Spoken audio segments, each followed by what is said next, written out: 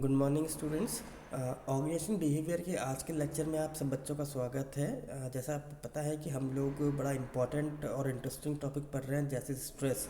तो लास्ट अपन ने lecture number 22 पढ़ा था, यूनिट नंबर 3 का। आज अपन लेक्चर नंबर 23 पढ़ेंगे और वो टॉपिक क्या है? Methods of managing stress. हमने देखा था कि स्ट्रेस के कई सारे सिम्टम्स होते हैं, कई सारे कारण होते हैं जिसकी वजह से एम्प्लॉय के बिहेवियर में चेंज हो जाता है। तो अब सवाल ये आता है कि इन स्ट्रेस को हैंडल कैसे किया जाए, कैसे इनको ओवरकम किया जाए। तो जैसे हमने देखा था कि स्ट्रेस की वजह से क्या है कि हर एक पर्सन का डेली वर्क जो है इफ़ेक्ट होता है, चाहे वो वर्किंग हो चाहे उसकी पर्सनल लाइफ हो। तो कई बार क्या है, हमारी बॉडी और हमारा माइंड के अंदर एक लिमिटेड कैपेसिटी है चीज़ों को अडॉप्ट करने की, और जब वो चीज़ें एक्सेसिव हो जाती हैं तो हम लोगों को स्ट्रेस होने शुरू हो जाता है। बट ऐसा नहीं है कि स्ट्रेस को हम ओवरकम नहीं कर सकते। कई ऐसे रीजंस हैं, ऐसे कोई मेथड्स हैं जिसकी वजह से हम इस स्ट्रेस को रिमूव कर सकते हैं। तो सबसे पहला आता है पर रैट यानी कि रोल एनालिसिस टेक्निक। तो रोल एनालिसिस टेक्निक क्या कहती है? जहाँ पे मैनेजर और एम्प्लॉय दोनों को एनालाइज करना होता है कि उनकी रिक्वायरमेंट क्या है और उनसे क्या एक्सपेक्टेशन है मैनेजमेंट को टूवर्ड्स द जॉब।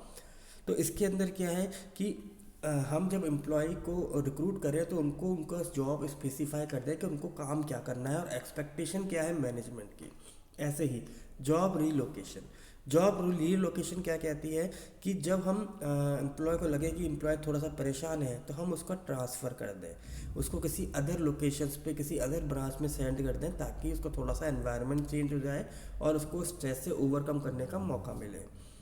देन आता है आपका रिक्रिएशनल प्रोग्राम। रिक्रिएशनल प्रोग्राम का मतलब है कुछ एंटरटेनिंग फैक्टर्स, ऐसे प्रोग्राम्स डिज़ाइन करना जहाँ पे एम्प्लॉय अपने आप को थोड़ा सा टाइम दे सके, इंडिविजुअल अपने आप को टाइम दे सके। जैसे मेडिटेशन प्रोग्राम करवाना।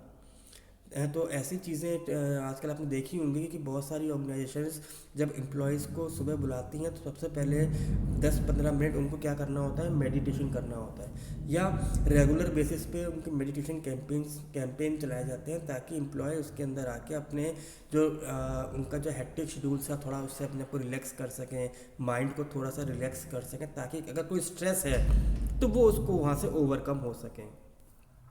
देन आता है आपका एम्प्लॉय असिस्टेंस प्रोग्राम। देखिए एक अनादर ये प्रोग्राम है जिसे हम लोग यूज़ करते हैं स्ट्रेटजी, जिसके अंदर हम एम्प्लॉयज़ को डिफरेंट डिफरेंट प्रोग्राम्स के लिए इंगेज करते हैं। तो इसके अंदर क्या होता है कि ऐसे प्रोग्राम जिसके अंदर से कोई एम्प्लॉय है जिसको थोड़ी सी ड्रिंकिंग की बैड हैबिट है या बहुत ज़्यादा एक्सेसिव स्मोकिंग करता है या ड्रग्स की आदत है, तो ऐसे चीज़ों में कई ऐसे कैंपेन्स चलाए जाते हैं जहाँ पे उनको अपनी इस बुरी हैबिट से उनको वो ओवरकम कर सकते हैं। या फिर मान लीजिए अगर आपके बहुत ज़्यादा कॉन्फ्लिक्ट होते हैं, आपका झगड़ा बार बार होता रहता है, तो ऐसे कई प्रोग्राम्स होते हैं जिसके अंदर आपको वो अटेंड करके आप अपने आप को समझ सकते हैं कि आपकी वजह से ऑर्गेनाइजेशन को क्या नुकसान हो रहा है और कैसे हम इन कन्फ्यूजन और कॉन्फ्लिक्ट्स को रिमूव कर सकते हैं। देन आता है आपका कैरियर काउंसलिंग। कैरियर काउंसलिंग क्या कहती है? ये एम्प्लॉयज़ को हेल्प करती है उनकी एज ए प्रोफेशनल एडवाइस। इसमें वो क्या करते हैं, वो एम्प्लॉयज़ को उनके कैरियर के रिगार्डिंग एडवाइस देते हैं कि कैसे वो अपने कैरियर को ग्रोथ पे ले जा सकते हैं, कैसे वो अपने आप को डेवलप कर सकते हैं, कैसे वो अपने इंडिविजुअल गोल्स को अचीव कर सकते हैं। इसके अलावा एम्प्लॉयज़ को कई बार अवेयर भी कराया जाता है कि आजकल मार्केट में अलग से एडिशनल किन स्किल्स की रिक्वायरमेंट है और आप कैसे उन स्किल्स को एब्जॉर्व कर सकते हो, कैसे उनको ले सकते हो। तो इसके लिए प्रॉपर ट्रेनिंग प्रोग्राम्स चलाए जाते हैं ताकि उनके अंदर इन स्किल्स का डेवलपमेंट हो सके। फिर आता है आपका टाइम मैनेजमेंट। तो ये एक अनदर वे है स्ट्रेस को दूर करने का, जिसके अंदर हम उनको टाइम मैनेजमेंट की कला सिखाई जाती है कि जो भी वर्क मैनेजमेंट ने आपको अलॉट किया है उसको आप टाइमली कैसे कंप्लीट कर सकते हैं। क्योंकि कई बार ऑर्गेनाइजेशन में देखा गया है कि अगर कोई वर्कर को या एम्प्लॉय को कोई काम दिया जाता है तो वो टारगेट बेस्ड होता है, यानी टाइम बेस्ड। तो इसमें भी कई बार एम्प्लॉयज़ जो है स्ट्रेस में आ जाते हैं कि ये वक्त पे हमारा काम कैसे पूरा होगा, क्योंकि उनको डिफरेंट डिफरेंट रेस्पॉन्सिबिलिटीज़ भी निभानी होती है। तो अंडर दिस प्रोग्राम एम्प्लॉयज़ को टाइम मैनेजमेंट स्किल सिखाई जाती है कि कैसे उनको टाइम के बेसिस पे अपने सारे वर्क्स अकॉर्डिंगली पूरा कर लेना है। फिर आता है डेलीगेशन। तो डेलीगेशन भी क्या कहता है, डेलीगेशन कहता है कि एम्प्लॉयज़ को कुछ अथॉरिटी देना। अगर उनको कोई रेस्पॉन्सिबिलिटी दे रखी है टू परफॉर्म अ टास्क, तो उनको कुछ अथॉरिटी या पावर भी दी जाए। क्योंकि कई बार रेस्पॉन्सिबिलिटी के स्ट्रेस में एम्प्लॉय काम नहीं कर पाता, क्योंकि वो सोचता है कि मैं ये डिसीजन तो ले ही नहीं सकता, मुझे बार बार मैनेजमेंट या मैनेजर के पास जाना पड़ेगा, सुपरवाइज़र के पास जाना पड़ेगा, सुपीरियर के पास जाना पड़ेगा। इस कंडीशन में वो कई बार स्ट्रेस में आ जाता है। तो इसका सॉल्यूशन क्या है कि उनको कुछ अथॉरिटी दे दी जाए, ताकि जो उनको वर्क दिया जा रहा है उसके अंडर वो अथॉरिटी के थ्रू डिसीजन ले और अपनी रेस्पॉन्सिबिलिटीज़ को टाइमली फुलफिल कर सकें। देन आता है हेल्थ एंड मेंटेनेंस। तो ये जो प्रोग्राम है ये कई ऑर्गेनाइजेशन आजकल रन करने लग गई हैं, जिसे हम लोग कहते हैं हेल्थ एंड मेंटेनेंस, जिसके अंदर एम्प्लॉयज़ को उनकी हेल्थ और उस हेल्थ को कैसे मेंटेन रखा जा सकता है उसके बारे में इनको सिखाया जाता है।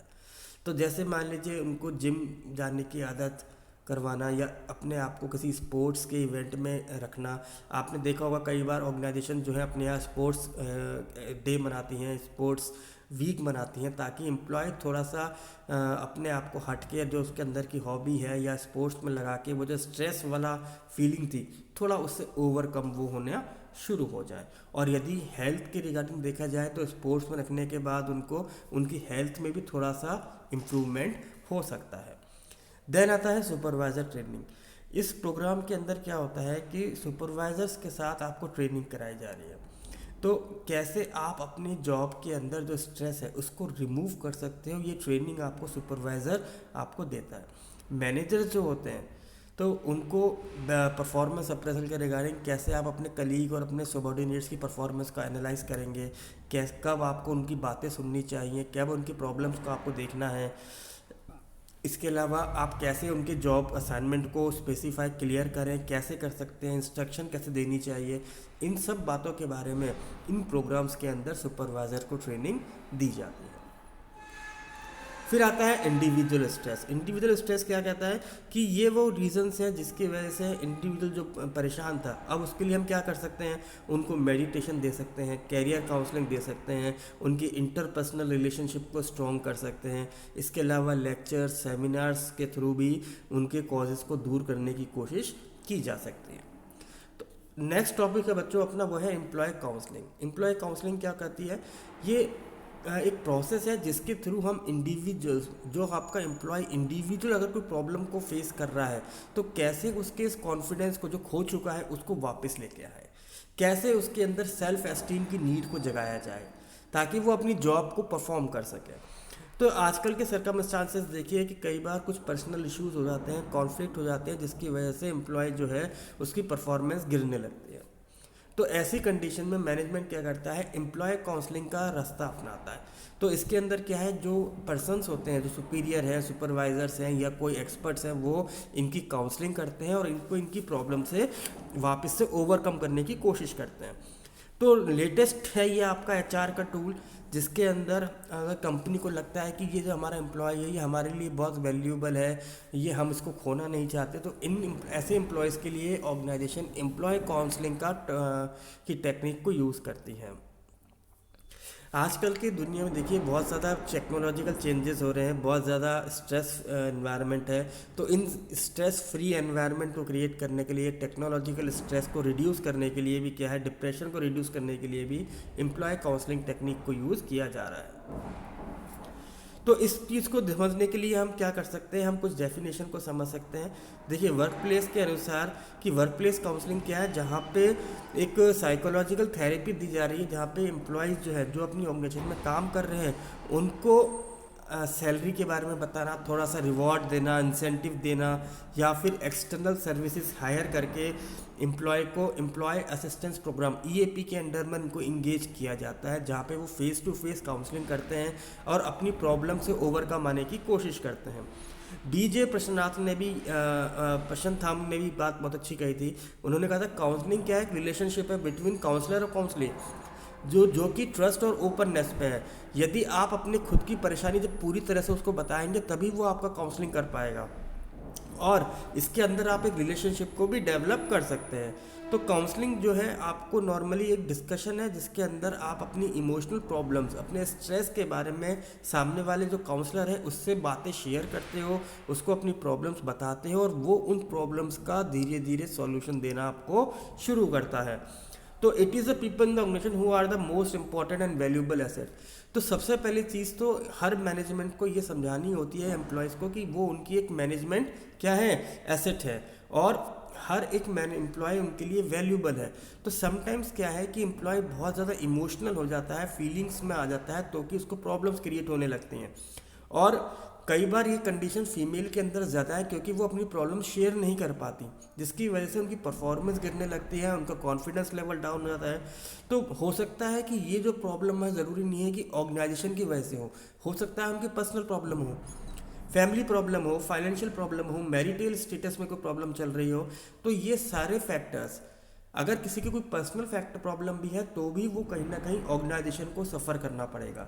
तो आजकल एम्प्लॉय काउंसलिंग प्रोग्राम के थ्रू मैनेजमेंट इन एम्प्लॉयज़ की इन प्रॉब्लम्स का सॉल्यूशन ढूंढते हैं ताकि एम्प्लॉय जब आपकी ऑर्गेनाइजेशन में आए तो वो स्ट्रेस फ्री होके आए, अच्छा एनवायरनमेंट में काम करे, फुल पोटेंशियल से काम कर सके और ऑर्गेनाइजेशन की गोल्स को फुल माइंडेड होके तरीके से गोल्स को अचीव करे। तो आई होप बच्चों कि आपको ये टॉपिक समझ में आ गया होगा। Thank you very much.